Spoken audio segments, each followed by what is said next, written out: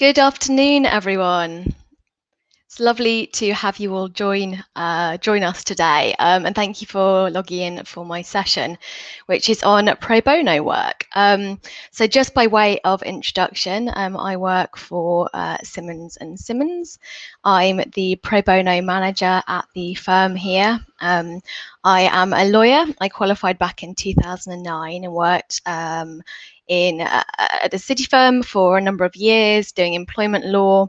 And for the last 5 years, I've worked at the Foreign Office doing public international law, leading their consular legal service, so dealing with a lot of international human rights issues and working on things like forced marriage, child abduction, detainee litigation, colonial litigation, things like that. So that's my background. I then joined in April as Simmons's pro bono manager, having done a huge amount of pro bono work myself over the last 10 years. So I hope you find this interesting, and I will be answering questions about pro bono work at the end of this. Okay, I'm going to move on to my slides. So just a quick introduction to my firm. Simmons Simmons is an international law firm. We've been going for 125 years. We have a number of commercial clients, which include the FTSE 100, 14 global 500 companies, top 10 investment banks, top 60 European hedge fund managers, 13 out of 20 top US hedge fund managers, and the largest pharmaceutical companies in the world. When I talk about clients moving on from here, I'm talking about our pro bono clients, but I just wanted to explain that these are obviously our commercial clients. So we have 25 training contracts a year in both our London and our Bristol offices. We recruit directly from our vacation schemes, and we have approximately 1,800 people in our UK offices, with 22 offices worldwide. Okay, so why are we here? Pro bono. So pro bono comes from the Latin for the public good. Pro bono work, I'm sure many of you will be aware, but for those of you who are not, it's legal advice or representation provided free of charge by legal professionals in the public interest. And it's to individuals, charities or community groups who can't afford to pay for legal help and can't get legal aid by any other means of funding. Just so you're aware, every law firm will have slightly different definitions of who they work with, and I expect everyone will have different policies, so there'll be different ways of looking at what work everyone wants to take on. But as a general introduction, this is what we're looking at. So, pro bono work. Simmons is absolutely dedicated to pro bono work. We do a lot of this, and I will come on to the details, but I thought it might be helpful to share with you some of the answers that people have given me within our firm when I've asked them why they do pro bono work. I just wanted this to be at the forefront of your minds at the beginning of this session. So, as you can see on the screen, there are a number of reasons people do this, but I think the overarching feeling I have got when I've asked people is that everyone has these great skills. You have great legal skills, whether it's analytical skills, research skills, or subject area specific skills. And people feel really privileged to be in an environment where they can actually use those and put those to good use. So, giving back to those less fortunate than me, it makes me happy. Really interesting work with lots of variety. It feels good to be able to apply what you know to help those in need. Great client contact experience. And the other thing I think is helpful to know is the opportunity to work with like-minded colleagues at the firm. That comes through quite strongly at Simmons for reasons that I will come on to shortly. So just to explain a little bit about how pro bono work works at Simmons Simmons. So we have a dedicated responsible business team. This is made up of pro bono, Access to Justice, which is one of our main pro bono schemes dealing with disability benefit appeals to the Department of Work and Pensions, Diversity and Inclusion, Social Mobility and Environment. So our pro bono team is made up of myself as the pro bono manager. We then have a senior pro bono lawyer called Diane Secchi, and she is the one who leads our Access to Justice scheme. We have another pro bono lawyer called George Simons. who assists me with the day-to-day running and bringing in new pro bono clients. And we have 2 pro bono partners who oversee the practice and who I, as heading up the pro bono manager for the 22 offices, report to. This is a global offering at our firm, so you'll find that a number of firms have different offerings. If perhaps a firm has a US office, they might have their own pro bono section, and then the UK one will have its own. But at Simmons, I head up all 22 offices, and it is absolutely a global practice. There are opportunities to work on pro bono within any jurisdiction, and also to work with other Simmons lawyers across the jurisdiction. So for within the UK, you could be working with colleagues in Hong Kong, in Shanghai, in Luxembourg, in Dublin, etc. So the way that we are set up is we have what we call pro bono champions. So in the UK, and then obviously in each office worldwide, we have for each department a pro bono champion. So this is someone who has volunteered. They're usually a partner, but it could be any level. And that is the person who I will correspond with the most about the type of work that we have going on within the firm. And they will then take that forward with the people within their team. So there's a really, really strong emphasis on pro bono at the firm. It's such a fantastic thing to get involved in, and we've got some really, really exciting projects. So all trainees should be getting involved in pro bono work. And over the last couple of years, we've had over 630 lawyers who have been involved in pro bono. We're really, really looking to expand this at the moment. The other thing just to mention is associates have up to 50 hours of their billable targets, which count for pro bono. So it's really encouraged. It's a real positive thing to do, and it can only be a benefit to you. So what we care about at Simmons, I have put on here the basically our agreed line on the importance of pro bono firm-wide, and I think it's important that everyone recognises this. So access to justice is both a basic human right and a means to protect other universally recognised human rights. So we have an absolute focus on human rights here.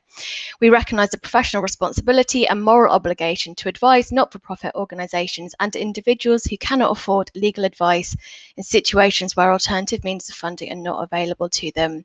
To this end, we are dedicated and committed to developing this. So we have a global strategy here which supports access to justice, rule of law, and social environmental responsibility. And last year we did a huge survey within the firm, and we spoke to all of our colleagues and found out what it was that they were the most interested in. This is the best way to get people involved in pro bono. It's actually engaging with people who will be doing the work and saying, what do you want to do? What do you care about? What's going on in your world at the moment? So on the back of that, we came up with these 4 focus groups. So we have animal welfare and environment, LGBT+, race and ethnicity, and women and families. And we have the 2 work streams running alongside that, which is business and human rights and social impact investing.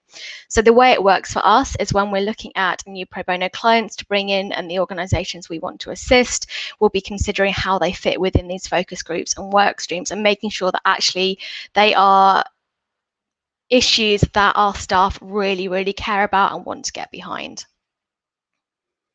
So I put on the screen here, I won't go through them all, but some of our pro bono clients. As you can see, it's split into our 4 focus groups here. We have a number of really long running clients. So for example, the Big Issue Foundation or Macmillan.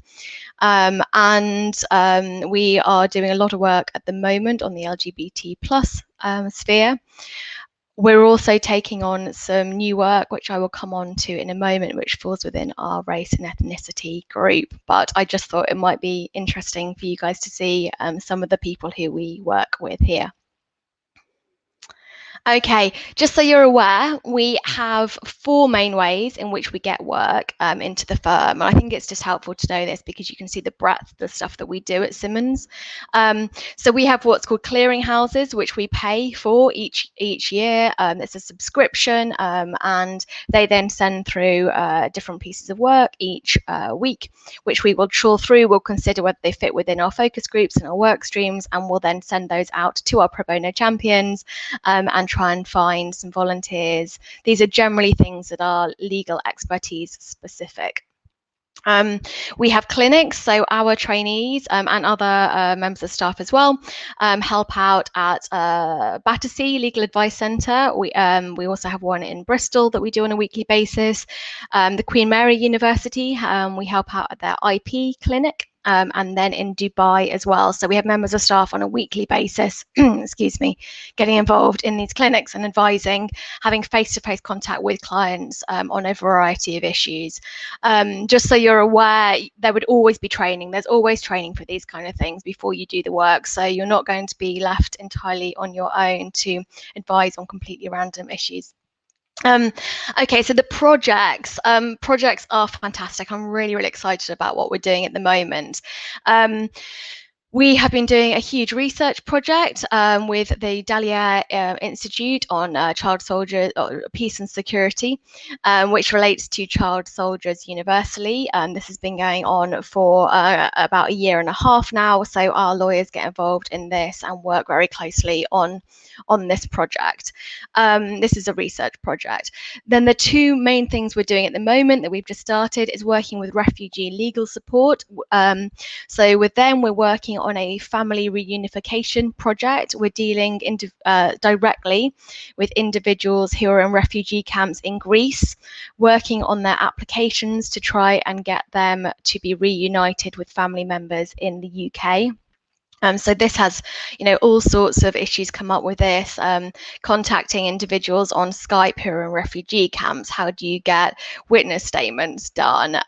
What's the best way to put forward their case? And the great thing about this is that we have individuals from a number of different offices across the world and a number of different departments all working together. So this is a really positive way to collaborate with other colleagues within the firm, and obviously for a really important cause. And the other thing which we have just started working on, which is close to my heart, is a project with Amicus, Andrew Lee Jones.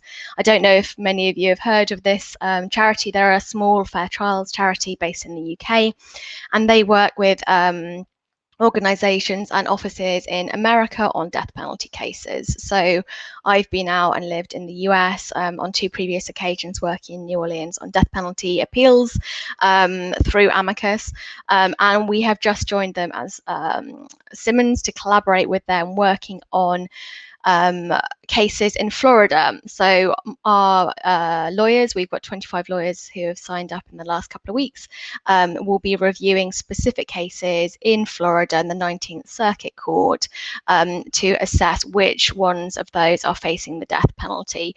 And the reason for that is that our lawyers doing this assessment on these cases means that the lawyers in the US then have that information to hand and can prioritise which case needs the immediate assistance in terms of making sure that those who are facing capital trials get a fair hearing. So it's all to do with human rights, fundamental human rights, and the importance of making sure that each and every person, regardless of their background, their status, their race, their anything like that, that they get a fair trial. Again, as I've said on here, all work is supervised and you don't need any prior experience in these subject areas. So firms will put on full training for each of the piece of work that you decide to do and get involved in. And then the last thing is we have long-standing relationships with, I've mentioned here, the Big Issue Foundation and Macmillan, which is great because that means that individuals are able to build up those relationships with these colleagues at our pro bono clients, and they'll keep coming back to us on numerous different issues, whether it's employment law or commercial advice. So that's a really good way to build up our relationships with these really important charities. Okay, I've put on here some examples of recent or ongoing work. So we have been working with a charity called Peace Brigades International UK, and we've been developing a resource for those working on business and human rights issues. This is the first centralised online resource for rural communities. So it's been a fantastic thing to be involved in. It's been going for about the last 18 months, so really positive thing to be doing. In Amsterdam, we have our lawyers advising on IP matters for Doctors Without Borders. During COVID, we were obviously doing a fair bit of work, and we helped with the United Nations Relief and Works Agency for Palestine Refugees by doing contract reviews. We've been doing anti-corruption work. I've mentioned the Dallaire Institute for Children, Peace and Security in Canada, and then supporting Global Witness, which is an NGO charity. NGO challenging environmental and human rights abuses from numerous offices. So there's some really exciting things that are going on at the moment. Whether it's specific to your legal area or whether it's something that you want to get involved in that's completely different, we at Simmons will be able to offer you anything that you want to do. The other exciting thing about the pro bono practice is that we always say to people, if there are things that you would like to get involved in, please let us know. If there are charities you've worked with before, let us know. We will look into it and we'll see whether we can take them on as clients. Okay, so in summary, why would you do pro bono? I mean, for me personally, as it's something that I've been involved with in so many years, it was a fantastic way for me personally to develop a whole range of expertise, but also to really build relationships with those who are in a like-minded community. It also gives a really good balance, I think, if you're doing one particular area of law. This way you actually get to do other things which perhaps you might consider are more, well, not more, but, you know, which you consider are fundamentally important in terms of human rights, and actually might give a little bit more perspective in terms of the work that you're doing day to day, and also just a great way to meet other colleagues throughout the firm. So I've said here about developing legal advocacy and leadership skills, broadening communication and interpersonal skills, and you're expanding your networks. Business development as well, I think this is a really important one. We have opportunities to collaborate with our commercial clients. So it's becoming increasingly important to all of our commercial clients for us to be able to evidence that we don't just say we do pro bono work, we can actually show it. So this is one of the things that they're really keen on doing, and a lot of our commercial clients will come to us and say, what are you doing? How can we get involved? We want to partner with you. So this is another thing I'm really looking to expand this year, and we've been able to build some really strong relationships in the last couple of months with partnering with commercial clients. And then personal development, you know, you're doing good, you're helping those who need it, you're really giving back to the community, you're using your legal skills, whether it's specific expertise or just your analytical skills, to make a really positive change. So for me, I would say absolutely do it. I couldn't recommend enough. Okay, so I think that might be me. I have put up here any questions. I know Ali's going to jump in a minute and see whether you guys have any questions for me on pro bono work. Thank you so much, Claire. Really insightful, and it sounds like you and the firm are doing some amazing things. So thank you for sharing them with us. Right. Yeah, as per, some great questions coming in from everyone. So thank you so much for those. There's a couple of questions. I know you're not necessarily in recruitment, but there's a couple of questions about how students can get involved in any pro bono projects or work as a university student. Is that an area you've got any insight in? Sure, a little bit. So most universities will have some form of pro bono work that they offer. So for example, I mentioned Amicus, Andrew Lee Jones earlier. I know they're very prevalent in different universities, so there should be societies, etc., that people can join. And I would absolutely recommend people getting involved. You know, as students, the more that you can do to broaden your expertise, and the more you can show that you are committed to legal work, whether that's pro bono legal work or otherwise, and show that you're a rounded individual, I think the better when you're looking to actually do your applications for training contracts or other roles. Nice. And then there's a bit more of a specific one about any virtual pro bono opportunities. So yep, internships and bringing things obviously online, because the pandemic is very much all the rage these days. Any advice there? Yeah, so at Simmons, what we've done is actually, I mean, all of our pro bono work in the last 18 months now has been virtual. So it's actually been a real positive, and this might be good for people who want to get involved in clinics, for example. So all of the work that we do with clinics, whether it's Bristol, Battersea, Queen Mary or Dubai, it's all virtual at the moment. And actually we found that that's really helped our lawyers, because you don't then have in London an hour's commute to get to somewhere where you're having to give advice and an hour home. So actually that's really helped us. It's had its own challenges in terms of obviously dealing with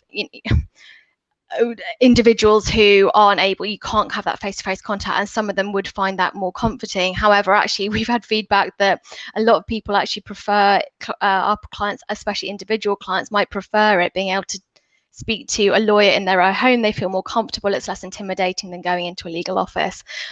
So I'm not sure what opportunities are available for students at the moment to do pro bono virtually, but I would say it's highly likely that anything that was not virtual previously is and will be for the foreseeable. So I would definitely give it a try and see what's around. I mean, you always have, especially with us because we're an international firm, I deal virtually with people very, very regularly anyway. I'm always dealing with all of our colleagues overseas virtually. And, when we're looking at dealing with our individuals who are in the refugee camps in Greece, for example, of course, that's going to be virtual anyway. So I think doing more pro bono is just an extension of how we've had to be working anyway with some of our clients. Yeah, thank you so much for that answer, and great question, Cassandra. Maybe it's one of the things that if anyone you take to the booth or anyone on the chat has seen some virtual experiences, they can share them with each other. That's kind of the nature of these things. Hopefully there's good sharing opportunities. It's an anonymous question, but it's an excellent question. So I'm going to try and read it out and do it justice. So has the firm ever experienced a case where the demands of a commercial client threatened its wider social pro bono values? And if so, how did the firm resolve it? So when we take on new clients, we will consider whether they fit, pro bono clients, we'll consider whether they fit within our policy, which I was talking about. And we look at this really carefully. And it's important that our values align, the organisation that we're taking, that those values align with what we do as a firm. And we will go through our policy and then we consider it within the team. So if it's a new project, we make sure that all of our pro bono champions at our monthly international pro bono committee meeting will consider this. I don't know directly. I've not worked as a fee earner at the firm. I expect that our clients, our commercial clients, everyone is vetted. We do the usual risk checks that we would do both for commercial clients and for pro bono clients. And we would be looking at whether, does it fit within the work that we do? I suppose what I think maybe the question might be to do with how do we take on pro bono clients? Well, how do we vet those in terms of making sure that those don't go against what some of our commercial clients do? So, for example, when we're looking at advising at the clinics, we get the names of individuals who we would be looking at, and we would just check that, for example, that individual isn't looking for advice against their employer, and that employer then is somebody who we advise, who is a commercial client. So I think that might perhaps be where apologies if I've misunderstood, I think that might be where the question was coming at. So we do these conflict checks to make sure that actually, firstly, that our work fits within what we want to do morally and in line with our values, and secondly, that isn't a conflict with the commercial work that we do for our clients. Thank you, Claire. Excellent question and excellent answer as well. So thank you to Julia. So Julia says, what is the level of involvement of a trainee in the pro bono work? Yeah, absolutely. Great. So we've just had our trainees start. So I had a call with them last Tuesday, an intro session on pro bono, and at least half of them have already got in touch with me about projects to get involved. So I've got, I think, 7 or 8 who are involved in the death penalty projects that we're doing. It's really encouraged, especially as trainees. It's such a good thing to do as a trainee.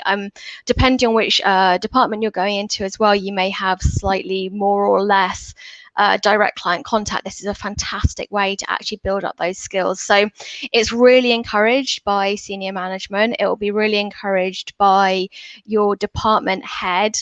And we're always, always really, really happy to speak to trainees. And like I said, so for associates, it's up to 50 hours of chargeable billable hours, which can be counted for pro bono. Obviously, as trainees, you don't have those chargeable hours, but it would be the same sort of process in terms of, yes, take this on, we really want you to get involved. Great, thank you. And then a very current question. So I think Saranya was probably listening to the last presentation about keeping the topics of conversation very current as well. Yep. So Saranya says, will Simmons and Simmons be doing any pro bono work for helping Afghan women or lawyers or Afghan refugees? Yes, so we're part of what's called the collaborative plan, which is a number of law firms, city law firms, who work together and share advice, tips on pro bono. And if something comes into one law firm and that law firm can't do it, the pro bono work will share it on the channel and try and get other people to do it. So we are all discussing together opportunities to do that. I can't really say any more about it at the moment, I'm afraid, but yes, there's work that we want to be doing that's in the pipeline. And specifically, we've already taken on a piece of work for one well-known charity, which is looking at the position on the ground and how that charity can continue to operate. And that work's already started. Sounds good. Okay, thank you for sharing that. So a question from Miriam. So it doesn't sound like it at Simmons, but maybe generally within the legal profession, do you feel there are any firms that are reluctant to get involved in pro bono as it's free and doesn't generate profit necessarily? Yeah, absolutely. So I think from what, I mean, I've just come into this this role 5 months ago. So for me, pro bono has always been something that I've just done. It's something I've always been really passionate about and always been involved in. So it's an adjustment, I think, coming into a firm and realizing that not everybody wants to do this. And of course they don't. You know, you don't necessarily join, you know, a huge city firm to be doing this kind of international human rights work or fundamental human rights work. So there are people who aren't particularly, you know, that aren't particularly passionate about it in all law firms. Some law firms push on it more than others. You'll find that American firms have been doing pro bono work for much longer than European firms. The UK is really picking up on that now. I think they're doing brilliantly. In the last few years, pro bono work across law firms in the UK has really expanded, and it's now moving into Europe. So I think there's a really positive trend. But one of the things that I've spent quite a lot of time considering is how to get people involved who don't have that inherent passion for doing pro bono work. And there are all sorts of ways that you can look at this, but I think probably the main one at the moment, and going back directly to that question, is commercial clients care so much about this now. Every single pitch that we do for new commercial clients is asking, you know, about ESG, about responsible business, about pro bono work specifically. What do we do? How do we get involved? How do we give back? It's not enough just to be a law firm that does excellent legal work. You now also have to have all of these extras. It's a bit like applying for a training contract and having done just well in your grades. You've got like to have all of this, the bigger picture stuff. So I think firms, even the firms that perhaps typically haven't been that involved in pro bono work previously, are absolutely understanding the importance of it now from that perspective as well. And it is increasing. So I think even those firms, Simmons isn't like that. Obviously, as you know, Simmons has got dedicated partners. There's 3 full-time lawyers doing this work, managing the firm, and then, you know, managing the work, and then obviously all the lawyers who get involved, but it can only increase as far as I'm concerned. Yeah, it sounds like a great shift within the industry. And I'm kind of paraphrasing a question from Emily, so I hope you don't mind, Emily, but are there any particular qualities that people who get involved in the pro bono work display? Oh, it's a great question. I think so I asked a lot of people, right, to come up with that slide, just because I just thought, let's get it from the horse's mouth. What is it that they think they get back from this? And I think what comes across in all of the people who do pro bono work at Simmons is genuinely that they care about other causes. They want to have that balance in their lives. They want to be giving back. They appreciate, this is their words, not mine, they appreciate that they are privileged to be in the position where they are lawyers, and where they have this education and they've got these legal skills, and they want to be able to use them to do really good work and to give back to the community. So I think in terms of an outlook, I think these are caring people. They're people who are interested in current affairs. They're people who'll be interested in Afghanistan and what's going on there. They're interested in fundamental human rights. From a practical perspective, it will be people who have skills, analytical skills, the ability to work through projects, wanting to see something through to the end, going over and above, their day-to-day practice.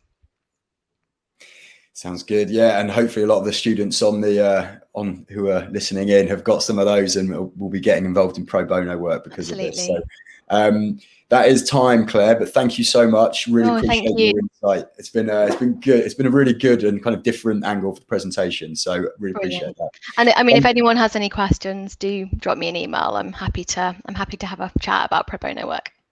Sounds good, and that would be a great CV builder for anyone listening in. So thank you very much, Claire. No worries. Thanks for your questions. Hope I got around to most of them. Apologies I didn't have time for all of them, but please do pick it up via email, as Claire mentioned, or in the booths. All right, thank you very much, everyone. We will be back with DLA Piper in quarter of an hour at 1 o'clock. Thanks so much. Bye.